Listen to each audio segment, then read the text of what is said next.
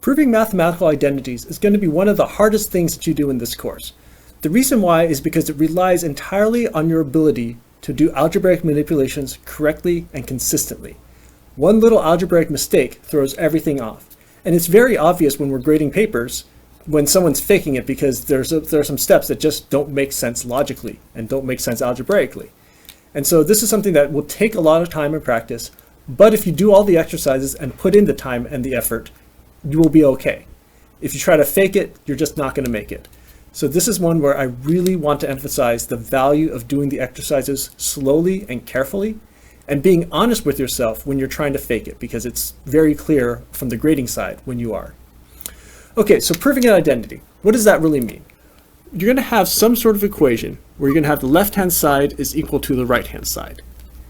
And the basic approach to proving an identity is to start from one side and go to the other. So you can start from the left-hand side, do algebraic manipulations to this to make your way to the right-hand side, or you start from the right-hand side and work your way to left.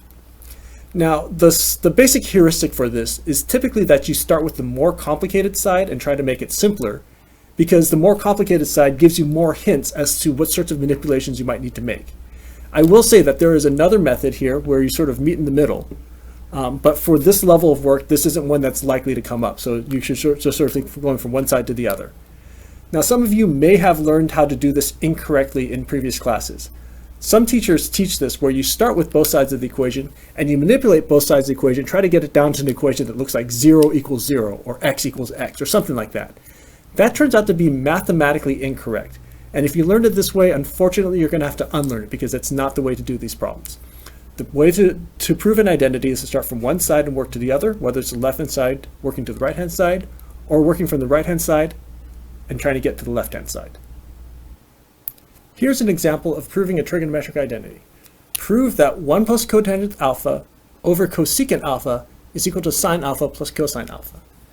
Now remember, the way that we're going to do this is we're going to start from one side and work our way to the other. And typically we start with the more complicated side. In this case, it's pretty clear that the left-hand side is the more complicated of the two. And so let's start with that. 1 plus cotangent alpha over cosecant alpha. Now the question is, what do we want to do to this thing? What substitutions can we make? Now we can't do any trigonometric, any Pythagorean identities here, because none of these are squared. So right now there's no reason to think about those things. And so it makes the most sense to take our cotangent and our cosecant and turn them into sine and cosine functions, because in the end, that's what we're looking for. And even if those weren't the things that we're looking for in the end, those will often give us hints as to how things are related to each other, and then we can work our way to whatever result we're trying to get to. So in this case, we'll just start from here. 1 plus cotangent alpha. Cotangent alpha is cosine alpha over sine of alpha. All of this over cosecant alpha. Cosecant is 1 over sine of alpha. Okay, now we take stock again. What do we have? We've got some messy stuff going on in the numerator here. If we want to add them together, we're going to have to find a common denominator. But the more pressing concern is that we have a fraction inside of a fraction. And so typically, we try to eliminate the fractions, or at least simplify the fractions, by multiplying by the reciprocal of the denominator. So this is equal to 1 plus cosine alpha over sine alpha times the reciprocal of the denominator, sine of alpha over 1. I could have just written sine of alpha here because sine of alpha over 1 is just sine of alpha, but I'm writing this whole thing in for emphasis. And here is where your algebra experience needs to take over. What we have here is we have parentheses multiplied by something. That tells us we need to do a distributive property. So sine of alpha plus cosine alpha over sine alpha times sine of alpha. Now hopefully you can see what's about to happen here. The sine alphas cancel out. We're going to sine alpha plus cosine alpha. And we can see that we successfully made it to the right-hand side of the equation. And so this is the process for how you would try to prove a trigonometric identity. You start from the more complicated side, try to work your way to the simpler side, and the steps in here are all just substitutions in algebra, and it's just a matter of proper execution.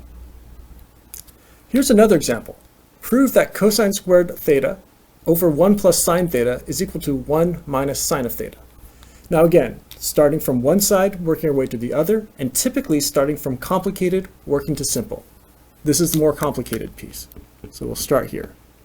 Cosine squared theta over 1 plus sine of theta. Now in this case, you can see we already have everything reduced to sines and cosines. So that's not the step that we need to take here. Trying to figure out what to do with this is one that takes experience, and one of the things that you will learn is that when you see cosine squared or sine squared, or in fact any of the trig functions squared, it's a callback potentially to the Pythagorean identities. So cosine squared theta, the Pythagorean identity that has a cosine squared theta is this one, sine squared theta, plus cosine squared theta is equal to 1. And so if we rearrange this by subtracting sine squared from both sides, you get cosine squared theta is equal to 1 minus sine squared theta. And so this is sort of our hint as to how we can move forward. We have one of the trig functions squared, and we also can't see anything else to do with it. So here's where we're going to start. 1 minus sine squared theta over 1 plus sine of theta. Now, there is something here that students will do that is algebraically incorrect, but it quote-unquote gets the right answer, which is they try to break this up. 1 over 1, and then minus over plus, sine squared theta over sine theta, because they see that this is where they're trying to get to, so they just sort of say, well, if I do that, it works. It doesn't work. You have to make sure your algebra is valid, and we cannot take a fraction like this with plus signs and minus signs and reduce individual pieces. We have to work with the entire thing. So the question is, how do we get there? What do we need to do? A very common trick with these trigonometric identities, when you have a subtraction here, is that it's actually a difference of squares.